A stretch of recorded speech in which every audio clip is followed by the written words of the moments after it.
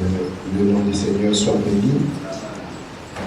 Bénissons Dieu pour la grâce qu'il nous fait ce matin pour qu'ensemble nous puissions méditer sa parole. C'est toujours une occasion pour nous de renouveler nos sincères remerciements à l'endroit de nos pères spirituels. C'est vrai qu'il n'est pas là, nous avons le docteur Balboni qui est là. C'est grâce à eux que nous pouvons aujourd'hui enseigner aussi la parole de Dieu comme eux, parce qu'ils nous ont enseigné. Merci aussi à tous les autres pasteurs et à chacun de vous pour vos soutiens à notre égard. Vous priez pour nous, pour nous soutenir. Ma prière est que Dieu vous bénisse abondamment. Alors ce matin, le Seigneur a mis dans mon cœur de poursuivre avec l'enseignement que nous avions déjà traité il y a cela quelques semaines ou quelques mois sur comment méditer la parole de Dieu. Alors ce matin, s'il plaît au Seigneur, nous allons terminer avec la deuxième partie. La fois passée, nous avons traité la première partie et aujourd'hui, nous allons poursuivre et certainement pour clôturer. Donc dans un premier temps, nous allons lire quelques passages que nous avions déjà lus et ensuite nous allons faire un petit résumé de ce que nous avions parlé la fois passée et à la troisième position, nous allons poursuivre avec la deuxième partie. Alors je vous invite de lire avec moi dans le livre de Josué, chapitre 1, le verset 8, c'est un verset qui est connu. Nous allons également lire dans le livre des psaumes, le numéro 119, le verset 97 jusqu'au verset 106. Psaume 119, le verset 97 jusqu'au verset 106. Et enfin, nous allons lire l'évangile selon Matthieu, le chapitre 4, le verset 3 jusqu'au verset 4. Chapitre 4, le verset 3 jusqu'au verset 4. Nous lisons la parole de Dieu dans Josué. Que ces livres de la loi ne s'éloignent point de ta bouche. Médite-les jour et nuit pour agir fidèlement selon tout ce qui est écrit, car c'est alors que tu auras du succès dans tes entreprises, c'est alors que tu réussiras. Dans le livre des psaumes, nous lisons: combien j'aime ta loi, elle est tous les jours l'objet de ma méditation. Tes commandements me rendent plus sage que mes ennemis, car je les ai toujours avec moi. Je suis plus instruit que tous mes maîtres, car tes préceptes sont l'objet de ma méditation. J'ai plus d'intelligence que les vieillards, car j'observe tes ordonnances. Je retiens mon pied loin de tout mauvais chemin, afin de garder ta parole. Je ne m'écarte pas de tes lois, car c'est toi qui m'enseignes. Le verset 103, que tes paroles sont douces à mon palais, plus que le miel à ma bouche. Par tes ordonnances, je deviens intelligent, aussi je hais toute voie de mensonge. Ta parole est une lampe à mes pieds et une lumière sur mon sentier. Je jure et je tiendrai d'observer les lois de ta justice. Nous lisons dans l'évangile selon Matthieu, chapitre 4, le verset 3 à 4. Les tentateurs s'étant approchés, lui dit: si tu es fils de Dieu, ordonne que ces pierres deviennent de pain. Jésus répondit: il est écrit, l'homme ne vivra pas de pain seulement, mais de toute parole qui sort de la bouche de Dieu. Alléluia. Que le Seigneur bénisse sa parole. Alors tous ces passages nous montrent l'importance non seulement de lire, mais aussi de méditer sur la parole de Dieu. Et particulièrement pour Josué, nous savons dans quelle situation Dieu avait suscité Josué pour lui confier la tâche à conduire le peuple d'Israël dans la terre promise. C'était après la mort de Moïse que Dieu va appeler Josué. Et parmi les recommandations que Dieu va faire à Josué, non seulement il lui a demandé à Josué de prendre courage, de considérer que c'est lui qui l'appelle, mais il va demander à Josué de ne point s'éloigner de la méditation, de la parole de Dieu, s'il veut réussir, s'il veut connaître le succès dans la mission qu'il voulait qu'il puisse accomplir. Alors, cette exhortation nous concerne également, comme nous l'avons dit déjà la fois passée. Chaque début d'année, chacun a des ambitions, chacun a des projets, chacun a des souhaits. Je souhaite que tu gagnes, que cette année soit ceci. Chacun veut réussir, personne ne veut échouer encore cette année. Alors pour réussir, il nous faut connaître les principes. Et ici, le Seigneur, à travers ces 3 passages, nous pouvons dégager plusieurs principes. Déjà à partir de Josué, là nous voyons le succès, la réussite, comme Dieu demandait à Josué. Et dans les livres, les psaumes, là-bas, Esdras, selon la plupart des spécialistes, que c'est Esdras qui a écrit ces psaumes, selon lui, là-bas quand nous méditons, nous voyons que la parole de Dieu nous rend sages. La parole de Dieu nous communique l'intelligence, la parole de Dieu nous instruit. Et dans l'évangile, selon Matthieu, là, il était question de la tentation de Jésus. Et c'est Jésus lui-même qui parle à Satan lorsque Satan lui a demandé s'il pouvait prouver qu'il était fils de Dieu en transformant des pierres en devenant des pains. Je ne sais pas si lui-même Satan avait faim et qu'il voulait manger. Mais ce qui est sûr, le Seigneur a dit que l'homme ne vivra pas de pain seulement, mais de toute parole qui sort de la bouche de Dieu. Ici, Jésus voulait simplement nous faire comprendre que la parole de Dieu est la source de vie. C'est comme le carburant, lorsque vous avez la voiture, vous avez votre moto, c'est vrai qu'il y a beaucoup d'éléments qui font que nous puissions démarrer. Quand la moto, quand il n'y a pas de l'huile, on ne peut pas aller loin. Mais quand il n'y a pas l'essence, c'est-à-dire c'est un élément très capital. Quand il n'y a pas l'essence dans un engin ou dans une voiture, même si vous êtes puissant en prière, ça ne peut pas pousser. Ça ne peut pas aller loin. Simplement pour dire que si nous voulons la vie, pas seulement la vie sur cette terre, mais la vie éternelle, nous devons nous connecter à la source qui est la parole de Dieu. Et c'est ce qui nous a amené la fois passée à introduire notre enseignement par une histoire d'un jeune qui devait aller à l'internat. Et son père avait tout préparé, les cahiers, et même lui avait dit de donner quelques sous pour se prendre en charge à l'internat. Et à part cela, le papa avait préparé une Bible bien emballée dans laquelle il avait mis dans chaque page un billet de 10 000 francs. Et comme c'était à l'insu de l'enfant, il a dit à l'enfant, tu sais, arrivé à l'internat, chaque jour, il faut lire et méditer la Bible. Et quand tu seras dans des difficultés, la Bible pourra t'aider. Et comme vous savez, les jeunes d'aujourd'hui, la parole de Dieu ne leur dit rien.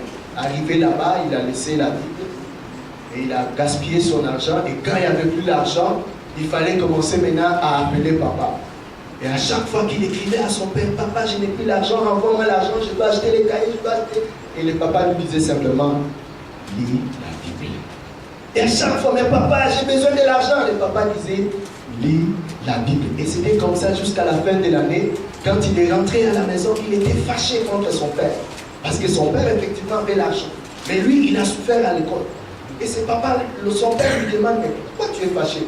Il dit, mais papa, tu m'as fait souffrir. J'étais là, je t'écris, envoie-moi l'argent et tu me demandes à lire la Bible. Quelle est la place de la Bible? Qu'est-ce que j'avais à faire avec la Bible et mes besoins? Le papa dit, mais je t'avais tout donné. Amène-moi la Bible que je t'avais donnée. Et ensemble, quand ils ont ouvert la Bible, l'enfant a vu que le papa avait mis dans chaque page un billet de 10 000 francs. Et il a compris qu'il a souffert inutilement. Comme les Ivoiriens pouvaient dire, il a souffert cadeau. Il a souffert cadeau parce qu'il suffisait seulement chaque jour d'ouvrir sa Bible. Et il avait combien? 10 000 francs. Et vous imaginez, il pouvait même faire chaque heure. S'il était malin là, chaque heure. Ah, si c'était moi, c'est ce que j'allais faire. Mais c'est pas sûr. Et c'est l'attitude, cette histoire révèle l'attitude que beaucoup de chrétiens ont vis-à-vis de la parole de Dieu. Nous savons que la Bible, c'est une richesse. C'est l'héritage que Dieu nous a donné. Nous pouvons crier à Dieu, mais si nous négligeons la parole de Dieu, le Seigneur va nous dire, mais lis la Bible. J'ai tout accompli. Il y a tout dans la parole de Dieu. Il y a tout dans la parole de Dieu. Si nous voulons connaître le succès, si nous voulons devenir des savants, si nous voulons impacter le monde, il nous faut être connectés avec la parole de Dieu. Voilà pourquoi la fois passée, nous avons abordé 4 points. Rapidement, je vais citer pour que nous puissions avoir le temps pour la deuxième partie. Nous avons parlé de l'importance de la parole de Dieu. Nous avons également défini ce que c'est que la méditation. Nous avons ensuite parlé des avantages que nous pouvons tirer lorsque nous méditons la parole de Dieu. En 4e position, nous avons tenté de relever certaines raisons qui font que beaucoup de chrétiens ne méditent pas la parole de Dieu. Et en 5e position, là, nous avons relevé les 6 étapes pour méditer la parole de Dieu. Nous avions dit la première chose, il faut avoir une Bible. Ça peut être dans votre iPad, ça peut être dans votre portable, mais en tout cas, ça doit être quelque chose qui vous appartient. On ne peut pas méditer sur la Bible de quelqu'un d'autre. C'est vrai, quand j'étais converti, je n'avais pas la Bible. Il fallait demander la Bible de quelqu'un. Et quand lui lit, moi celui-là, je ne peux pas, et l'ennemi profite. Et jusqu'à ce qu'un jour, je fais le sacrifice de m'acheter ma propre Bible. Donc si vous avez un portable et que vous n'avez pas la Bible, s'il vous plaît, ayez fait le plaisir à Dieu de vendre votre portable et d'acheter la Bible. Et vous en aurez des portables et des portables Galaxy 7, 8, 10, parce que le Seigneur va vous bénir. Alors, nous avons dit la deuxième chose, il faut trouver un temps et un lieu propice. On ne peut pas méditer la Bible en plein marché. On ne peut pas méditer la Bible quand on est dans la cuisine, on ne peut pas lire un peu le verset. Il faut trouver un temps et un lieu propice. C'est-à-dire là où on ne peut pas être dérangé. Et un temps favorable. Ce n'est pas quand on est fatigué, on dit bon je vais lire et puis l'ennemi nous aide avec le sommeil, c'est parti, la Bible opère, notre tête est couchée et le lendemain on se réveille, il est 6h, on dit la somme, amen, Seigneur accompagne-moi dans la journée. Ça ne marche pas comme ça. Il faut trouver un temps et un lieu propice. Il faut demander ensuite l'aide de Dieu par la direction du Saint-Esprit. Parce que le Saint-Esprit est l'auteur divin de la parole de Dieu. Et quand nous lui demandons, il va nous guider à savoir comment méditer. Et quand nous accomplissons ces 3 éléments, la chose qui va nous aider à faire, c'est de lire maintenant notre passage choisi et de réfléchir profondément. Et la 5e chose à faire, c'est d'appliquer la leçon tirée dans la parole de Dieu. Et la 6e chose, nous devons confesser. Voici ça, ce sont les 6 étapes si nous voulons méditer la parole de Dieu. Alors, avant d'aborder la deuxième partie, permettez-moi de revenir un peu sur les définitions que nous avions abordées la fois passée. Nous avons dit que la méditation, c'est le fait de réfléchir sur un passage ou un verset jusqu'à ce que nous tirions une leçon que nous pouvons mettre en pratique dans notre vie. Donc quand on dit méditation, ce n'est pas seulement lire comme ça, mais c'est le fait de réfléchir sur une portion que nous avons lue jusqu'à ce que nous allons tirer des leçons que nous pouvons appliquer dans notre vie. La méditation de la parole de Dieu, c'est aussi le fait de penser plusieurs fois au passage dans le but d'entendre la voix du Saint-Esprit pour communiquer une révélation. Non seulement je vais tirer une leçon, mais je vais permettre au Saint-Esprit de me parler. Et quelqu'un a dit que lui, quand il prie, il parle à Dieu, mais quand il lit la Bible, il laisse Dieu le parler. Donc quand nous lisons la parole de Dieu, nous devons avoir à l'idée d'écouter la voix de Dieu. Amen. Vous savez, très souvent, quand quelqu'un passe devant vous, il dit, mais le Seigneur m'a parlé, Dieu m'a dit. On est curieux, on aimerait savoir comment ça se passe. Est-ce que Dieu quitte le ciel, il vient le voir et il le bat et il rentre chez lui et on est tenté, on dit mais ouais, je vais être comme lui. Oui, c'est possible. Mais c'est à travers la méditation de la parole de Dieu que nous pouvons apprendre à écouter la voix de Dieu. Alléluia. La méditation de la parole de Dieu, c'est réfléchir longtemps sur la portion lue jusqu'à ce que le Saint-Esprit apporte la lumière ou la compréhension de ce que ce passage veut nous dire. Vous savez, aujourd'hui, les gens prêchent. On a beaucoup de prédicateurs, mais ils disent le contraire de ce que le Seigneur voudrait dire dans sa parole. La fois passée, nous avons pris l'exemple de la Sainte Seine, où j'ai entendu un pasteur qui enseignait en disant que la Sainte Seine se transforme à la chair. Quand on mange porc-fou, quand on mange la Sainte Seine, ça devient la viande dans notre bouche. Et d'autres disent que même chacun de nous, par exemple par rapport à la Sainte Seine, chacun mange un membre du corps de Jésus. Les autres mangent de l'œil, d'autres l'oreille, d'autres le pied, d'autres ceci. Et il dit, si aujourd'hui il y a des chrétiens qui n'ont pas de vision, parce qu'ils mangent, par exemple, si mon frère ici, bon c'est pas toi, je prends l'exemple, s'il a mangé l'œil, et que moi j'ai mangé l'oreille, si je ne me suis pas réconcilié avec lui, je ne lui ai pas demandé pardon, c'est-à-dire que le corps de Christ n'est pas parfait, je manque les yeux. Voilà pourquoi je ne peux pas avoir des visions et des révélations de Dieu.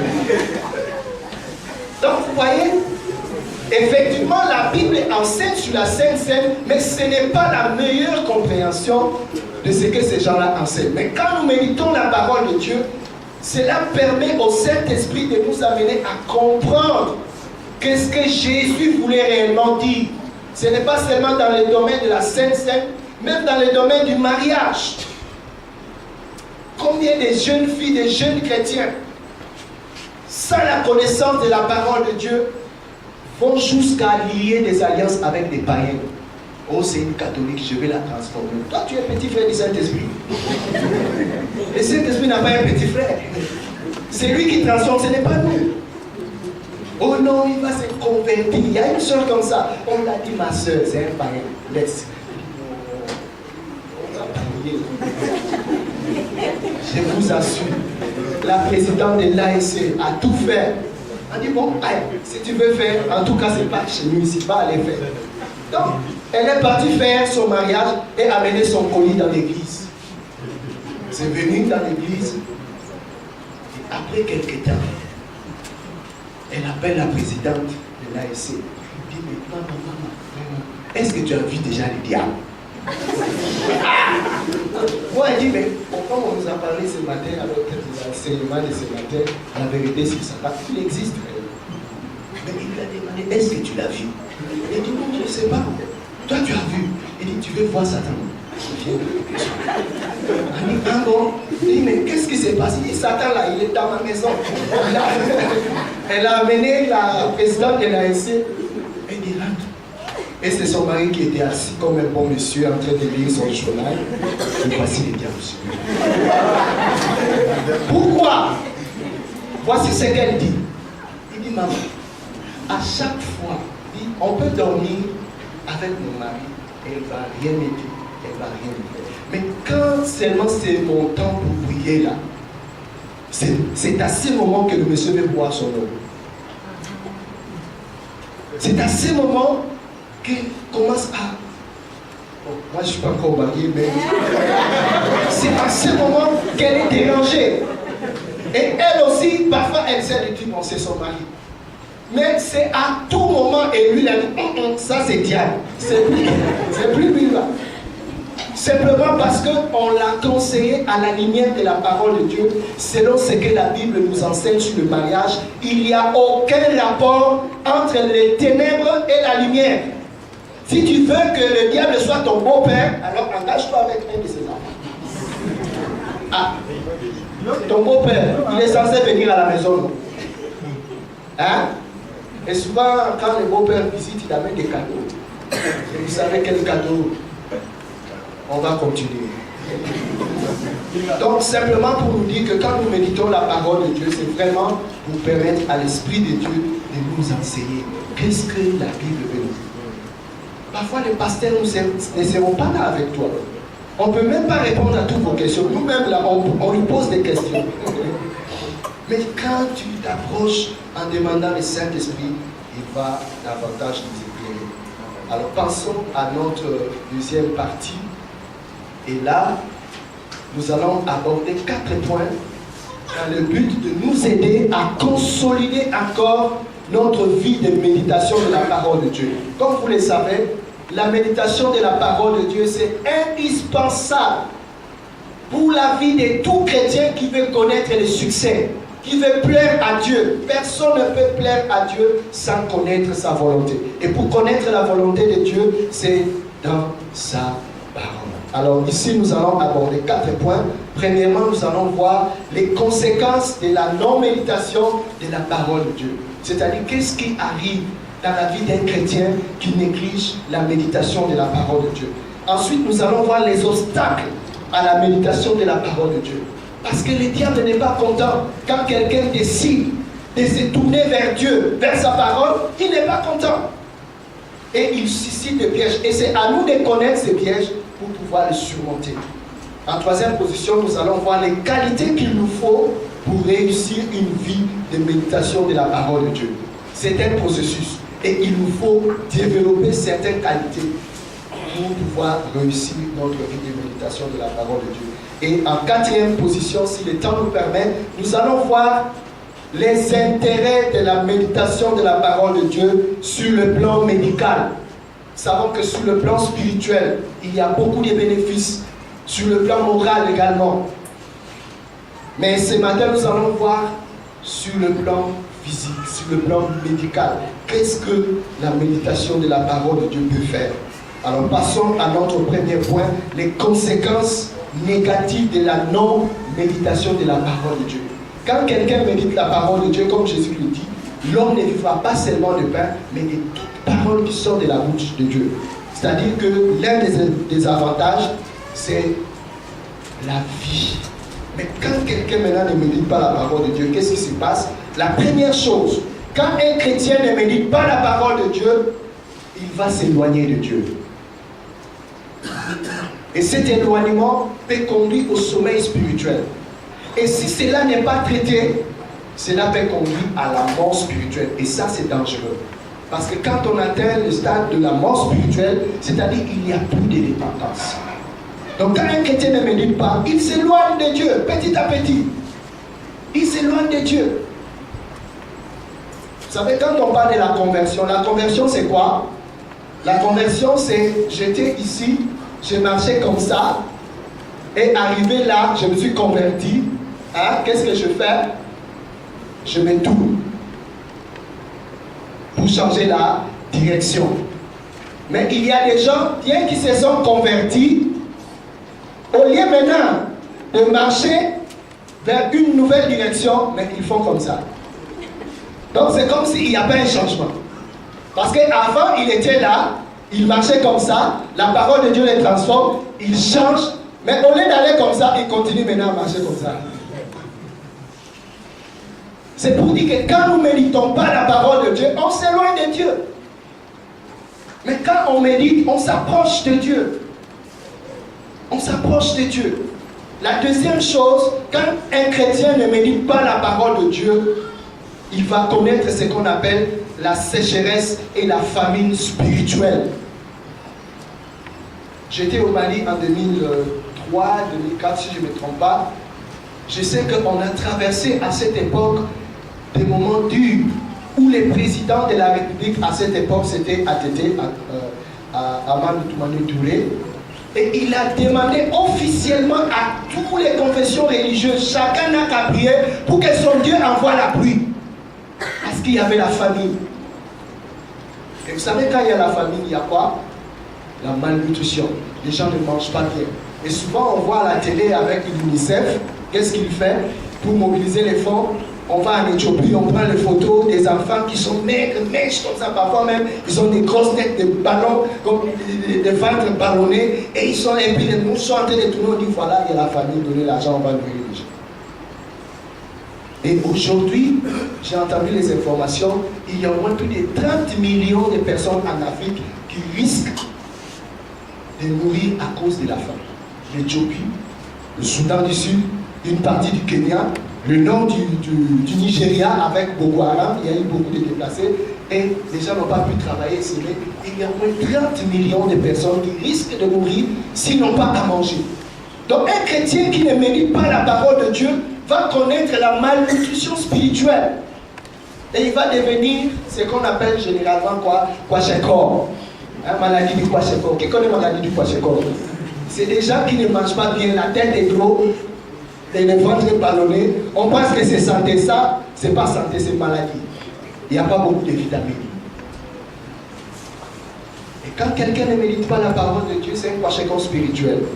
Il a une grosse tête. Et les mouches tout autour, les démons tout autour de lui. Et il ne peut pas connaître la victoire. Il ne peut pas travailler, il ne peut pas aller loin. Alors évitons à ne pas tomber dans la sécheresse spirituelle. Il y a également le manque de dynamisme et de fraîcheur spirituelle. C'est-à-dire il n'y a plus des zèles, il n'y a plus de l'endurance, de la persévérance, de la patience dans ce que nous faisons. On dit, ah, il y a réunion de jeunes filles. Et généralement on dit, oh, j'ai des cours, j'ai examen demain, je vais rentrer. Déjà, il n'y a plus de zèle. Parce qu'on s'est éloigné de la parole de Dieu.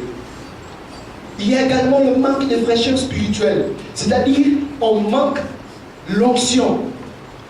Vous savez, quand on parle de l'onction, il y a plusieurs définitions sur l'onction. L'onction, c'est seulement une capacité spirituelle que Dieu donne à quelqu'un pour accomplir une œuvre. Ce n'est pas plus que ça. Ce n'est pas seulement tomber les gens. C'est vrai, quand l'onction se manifeste puissamment, les gens peuvent tomber. Donc, ils tombent pourquoi là, on ne sait pas. C'est pas quand on fait comme ça, il dit, j'ai vu des gens, il dit, ici, là, 150 personnes vont tomber. Allez, recevez l'esprit. Ça, c'est pas l'onction. Parce que l'onction vient relever. C'est une capacité. Jésus n'a pas fait tomber les gens. Au contraire, Jésus a fait quoi? Il a relevé les gens. C'est vrai, quand les démons voyaient Jésus, parfois certains tombaient. Mais ce n'était pas le ministère de Jésus. Et l'onction, ce n'est pas seulement dans le domaine de prêcher la parole, dans tous les domaines, puisque tous chrétiens, nous sommes appelés par Dieu. Nous avons reçu l'onction de Dieu. Si je suis informaticien, j'ai reçu l'onction de Dieu pour opérer dans ce domaine. Si je vends de beignets, j'ai reçu l'onction pour vendre. Même si je fais des gains, j'ai l'onction pour faire ça. Et je serai la référence. Quand les gens vont vouloir acheter des biens, ils vont venir chez un chrétien qui a l'onction, parce que l'onction fait quoi? Attire. Il a une sorte de fer que même tu combien de temps là, on ne trouve pas ça au marché. Mais quand les chrétiens ne méditent pas la parole de Dieu, il va manquer l'onction pour pouvoir opérer dans le sens du domaine où le Seigneur l'a appelé. Et la dernière chose pour clôturer ce point, c'est que quand le chrétien ne médite pas la parole de Dieu, il va se conformer au monde et avoir un langage païen. Il va se conformer, alors que dans Romains 12, 1, 2, la Bible dit de ne pas se conformer. Nous avons été transformés. Mais quand nous ne lisons pas et nous ne méditons pas la parole de Dieu, nous allons nous conformer, c'est-à-dire nous allons prendre la couleur du milieu. Et on risque même de régner le Seigneur. C'est ce que Pierre a connu. Avant que Pierre puisse régner le Seigneur, qu'est-ce qu'il a fait? Il était tout autour des païens. Ils étaient en train de chauffer. Et il était là. Et il y a quelqu'un qui a dit, toi là, tu étais avec ce gars. Oh, laisse-moi. Je ne sais même pas qu'est-ce que tu dis là. Il a oublié qu'il ne pouvait pas changer son identité. Il a tenté de se conformer. Lui-même, il a tenté de se conformer. Mais les gens allaient rejeter. Mais quand quelqu'un ne médite pas la parole de Dieu, il va se conformer, adopter un langage païen. Et vous savez, avec la situation actuelle, seuls les enfants de Dieu peuvent donner l'espoir. Sinon, nous tous, là, on va courir. On raconte l'histoire, il n'y a pas très longtemps, dans une ville à l'intérieur. Il y a un parent qui a été convoqué à l'école. Et le lendemain, il était venu à l'école pour répondre à la convocation. Mais sa manière de s'habiller, là, quand il a franchi la porte, les gens ont pris fuite, on disait un djihadiste qui est arrivé. Il a pris fuite. Tout le monde, et c'est parti comme ça. Et ils sont été. C'était des bandas. Si nous ne méditons pas la parole de Dieu, nous allons prendre la fuite avec les autres. Alors que dans cette situation, seule l'Église, seuls les enfants de Dieu peuvent donner l'assurance. C'est comme l'apôtre Paul, dans Acte 27, lorsqu'il voyageait, il partait à Rome, Et au cours de leur voyage, il y a eu des tempêtes. Il y avait des problèmes. Et ils ont fait des semaines et des semaines à cause de la peur, ils n'ont pas mangé. Mais l'apôtre Paul a eu le courage. Et leur a dit, s'il vous plaît, mangez et boire. Rien ne va vous arriver. Parce que Dieu que je sers là, il m'a dit qu'il va nous protéger. Personne parmi nous va périr. Personne. Mais si nous ne méditons pas la parole de Dieu, nous serons les premiers à dire aux gens, toi tu es là. Il faut faire attention, si tu as l'argent, il faut envoyer les enfants. Il faut envoyer en France. Il oublie que même là-bas, ça tape dur. Avant, on pouvait fuir aux États-Unis. Avant, on pouvait aller en France. Mais ça commence là-bas. Ici même, ça va. Là-bas, quand on voit quelqu'un avec barbe comme ça, tout le monde on ne sait pas qu'est-ce qu'il est là. Simplement pour dire que quand nous ne méditons pas la parole de Dieu facilement, nous allons tomber dans les pièges de prendre le langage des autres. Alors que la parole de Dieu nous dit, Jésus nous a dit, qu'est-ce que Jésus nous a dit? Je serai avec vous jusqu'à la fin du monde. C'est dans de telles situations que nous devons proclamer les promesses de Dieu. Dis que tu es avec nous, tu as dit que toute âme forgée contre nous sera sans effet. Mais si nous ne méditons pas la parole de Dieu, nous n'allons pas connaître les promesses de Dieu. Et nous aurons peur. Au lieu de faire des activités, on est là en train de trembler. Mais si toi qui as un Dieu puissant, tu trembles, et les païens qui ne connaissent rien, et les païens, à part les conséquences négatives, il y a également les obstacles que nous devons connaître pour surmonter. Alors très rapidement, il y a au moins 5 obstacles qu'il faut surmonter si nous voulons méditer la parole de Dieu. Alors premièrement, il y a l'incapacité de se concentrer longtemps. L'incapacité de se concentrer longtemps, c'est-à-dire la divagation des pensées, la distraction, les soucis, des problèmes, disons les inquiétudes. On prend la Bible, mais dès qu'on commence, je devais aller quelque part. Telle personne devait venir.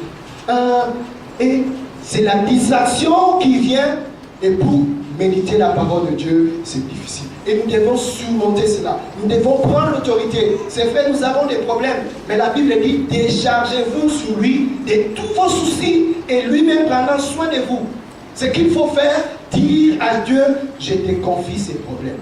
S'il y a une pensée qui vient pour t'empêcher, dis au Seigneur, je te confie. Et si c'est une pensée qui cherche à te distraire, tu prends l'autorité et de les chasser au nom de Jésus. Il y a également les interruptions liées à quelque chose. Parfois on me dit, notre portable est là, notre ordinateur est là. Parfois on a même les chips, on mange croque et on veut méditer la parole de Dieu. Et parfois on nous appelle, que tu laisses, tu es en train de causer avec Dieu, mais tu laisses pour prendre le téléphone. Tu dis à Dieu, Dieu attends, je vais d'abord répondre. Les interruptions. Alors nous devons prendre précaution pour que quand nous voulons méditer la parole de Dieu, que rien ne puisse venir nous interrompre. Si c'est des portables, soit mettre cela sous vibreur ou sous silence. Et pourquoi ne pas éteindre pour exprimer votre respect à Dieu. Il y a un jour dans l'église, un papa, il y avait quelqu'un, juste au moment de la parole de Dieu, son portable a sonné. Et le papa là, c'était un militaire. Il a pris le portable là, il a éteint, il a mis ça dans sa poche. Après les cultes, il a appelé. Il dit, toi, fais attention. Sinon, la fois prochaine, là, je vais confisquer ton portable et écraser cela. Qui es-tu? Il dit, moi, je suis militaire. Quand je veux aller voir mon supérieur, on m'enlève tout, même ceinture, on enlève. Tout ce qu'il a porte-monnaie, on met de côté. Et il rentre avec tremblement pour parler à son chef. Et n'en parlons pas de Dieu Tout-Puissant. Il dit, frère, toi là, tu es maudit même. Comment tu peux agir comme ça dans l'église de Dieu? Nous devons prendre des précautions pour ne pas être dérangés. Éteindre où les enfants, trouver un temps où les enfants ne vont pas nous déranger. Trouver un temps où notre mari ne va pas nous déranger, où nous serons à l'aise, tranquilles pour méditer la parole de Dieu. Il y a également l'obstacle de la somnolence et de la fatigue physique. On a tellement travaillé toute la journée, on a terminé tard et nous voulons se réveiller le matin pour méditer. Parfois ça ne marche pas parce que le corps a ses besoins. Le corps a besoin de se reposer. Mais parfois, on veut forcer. Et quand il y a le sommeil, on dit Amen, et puis on part. Et Satan vient te dire, il faut dormir, tu as beaucoup travaillé. Demain matin, tu vas te réveiller. Il faut dormir. Tu dors tranquille. Et ce jour-là même, tu vas dormir avec une notion de sommeil. Et quand tu te réveilles, c'est trop tard, il est 7 heures. Hé! Alléluia, Amen. Non, il ne faut pas croire. Alléluia, Amen, on s'élève. Très pressé pour aller. Ça ne va pas comme ça. Nous devons prendre des précautions, avoir un bon programme pour nous permettre à ne pas permettre à la somnolence et la fatigue physique de nous emporter. Il y a également le découragement ou les sentiments d'irritabilité. Parfois, quand on lit, on ne comprend rien dedans. Surtout quand c'est des chroniques ou bien Lévitique, on voit l'autre a tué ceci, il faut tuer, il faut faire ceci, il faut couper à droite, il faut mettre son doigt. Ça là, comment méditer? Ou bien généalogie, fils de temps, il a jamais tant, et je fais Joseph. Mais comment méditer de telles choses? Et parfois on est découragé, on dit ah, ça c'est dur. Et on est tenté de sélectionner des passages où c'est simple. L'Éternel est mon berger. Voilà, ça c'est facile. Ça c'est simple. On comprend les bergers. Mais il faut méditer toute la parole de Dieu. Il ne faut pas sélectionner. Donc parfois il y a un sentiment de découragement et d'irritabilité. On abandonne. On n'a plus le goût. Donc ce que nous devons faire, c'est de persévérer. Alléluia. Pour trouver de l'or, il faut creuser. Il faut creuser jusqu'à ce que vous allez trouver de l'or. Il y a également le fait de trouver que la Bible est aride. Il y a des gens qui pensent que la Bible, c'est un journal comme tout autre. Quand on dit méditer, quand on dit Dieu nous parle à travers la Bible, et Dieu parle comment? Moi je lis, j'entends même pas. Un jour j'ai évangélisé quelqu'un, j'ai donné le verset d'Apocalypse pour dire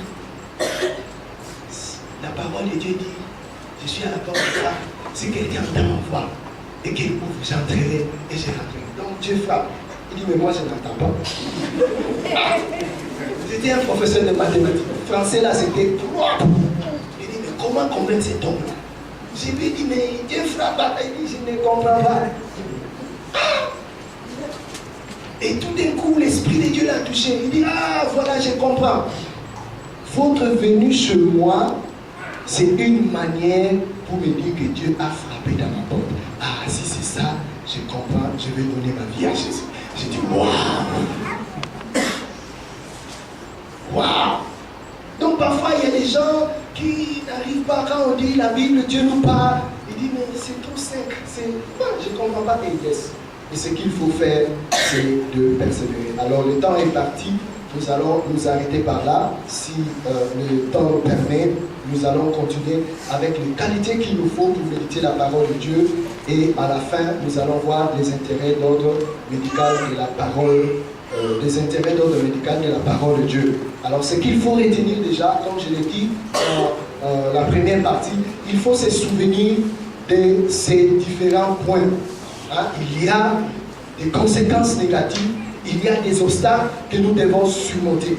Et pour les surmonter, nous devons réellement dépendre de l'Esprit de Dieu et il est le seul capable à nous aider à sortir de la distraction ou à sortir de la somnolence pour que nous puissions réellement être en communion avec Dieu. Donc, souvenez-vous de ces 6 étapes. Avoir sa Bible, trouver un temps, demander l'aide de Dieu, lire des passages, appliquer les passages et confesser cela dans notre vie et nous allons connaître le succès. Donc nous allons nous arrêter par là, nous allons baisser nos têtes et dire à Dieu, Seigneur, j'ai écouté ta parole, donne-moi encore soif. Je vais encore aimer ta parole. Je vais encore me donner à toi. Je veux que ma vie de méditation ne soit plus la même. Je veux que ma vie de la méditation connaisse encore des ailes à nouveau pour te connaître davantage et mieux faire ta volonté. Prions tous ensemble dans le nom puissant de Jésus. Alléluia. Seigneur.